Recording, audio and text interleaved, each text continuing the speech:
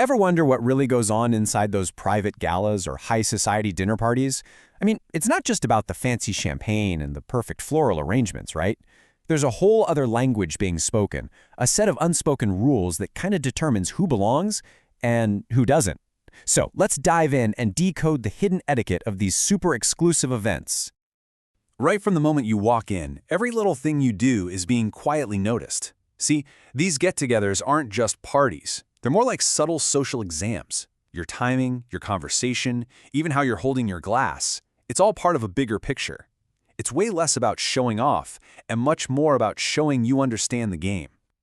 And believe it or not, this whole evaluation process, it starts way before you even set foot in the room. Your first test actually begins the second that invitation hits your mailbox. Yeah, it's wild how seriously the invitation itself is taken. There are basically two massive rules here. First, you reply immediately. A delay isn't seen as you being busy, it's seen as you weighing better offers, which is a huge no-no. And second, you never ever ask to bring a +1 unless they are specifically named on the invitation. The guest list is crafted with surgical precision, and trying to mess with it is a major mistake. Okay, so you nailed the RSVP. Now, what time do you actually show up? In our everyday lives, arriving early is a good thing, right? It's considerate. Well, in this world, arriving early is actually super awkward. It can put the host in a tough spot, making them feel rushed while they're still putting out fires behind the scenes. But then again, arriving too late, that just screams indifference. So there's this very specific sweet spot you have to hit. And that sweet spot is what we call the elegant arrival window, 10 to 15 minutes after the official start time. Showing up then isn't about being fashionably late. It's about signaling a quiet confidence and a deep understanding of the evening's invisible rhythm. It shows you're not desperate to be there, but you're also not disrespectful of the host's time. It's perfect. Okay, so we've made it through the door at just the right moment. The next set of skills that kick in are all about how you move, how you interact, and how you carry yourself with grace once you're actually at the event. So first things first, always find the host. A quick, sincere thank you for having me is all you need. Don't take up all their time. Then, and this is important, instead of making a beeline for the bar or frantically looking for someone you know, you just pause. Take a second. Absorb the energy of the room. This projects this incredible sense of calm and composure. It lets you move into the flow of the party naturally instead of crashing into it. Now here is a fantastic little insider trick. It seems so minor, but it says a lot. Always hold your drink in your left hand. Why? It's completely practical. It keeps your right hand totally free, dry, and warm for shaking hands. Trust me, nobody enjoys a cold, wet handshake. It's one of those tiny details that socially fluent people always get right. The age-old question. This is a tough one for almost everybody, isn't it? You see a group of people chatting, you'd love to join, but you really don't want to interrupt or seem like you're forcing your way in. Well, there's actually a very specific, very refined technique for this. The absolute key here is that you don't force it. You just approach the edge of the group and pause. That's it. Your presence will be noticed. Now, if the group is open to someone new, you'll see their body language shift. They'll literally open up a space for you. If they don't, you just offer a little smile and move on. No harm, no foul. It shows a really high level of social awareness, and it prevents any of that awkwardness. And once you're in a conversation, the whole goal is different.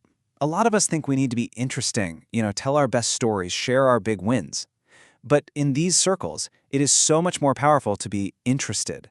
The focus shifts to other people. You ask thoughtful questions, you actually listen to the answers, and you make others feel brilliant and seen. That kind of conversational generosity is valued way, way more than any kind of self-promotion. All right, now we've arrived at the main event of the whole evening, the formal dinner. This is it. This is where your social intelligence is on full display.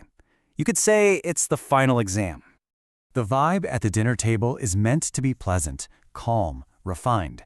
And to keep that harmony, some topics are just completely off the table. Talking about money, how much things cost, what you earn is considered tacky. Politics and religion, way too divisive. And gossip is pretty much the fastest way to signal that you cannot be trusted. Oh, and bragging, it's just seen for what it is, a sign of major insecurity. And then, beyond what you say, there's the physical language of the table. A super simple way to remember the basics is that your bread plate is on your left and your water glass is on your right.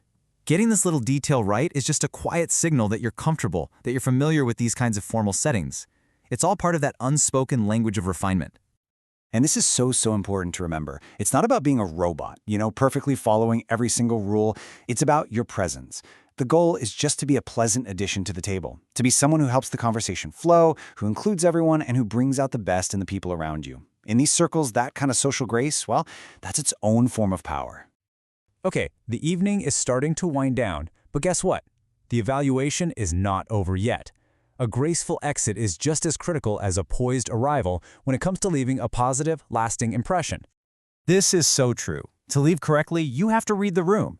You wait for cues from the host that things are wrapping up, then you find them, you thank them, sincerely but briefly, and you leave. You don't ever overstay your welcome, and you definitely don't turn your goodbye into a 20-minute saga. You just exit with the same quiet dignity you came in with. And this right here might be the most important rule of them all. There is an unspoken promise of privacy at these events.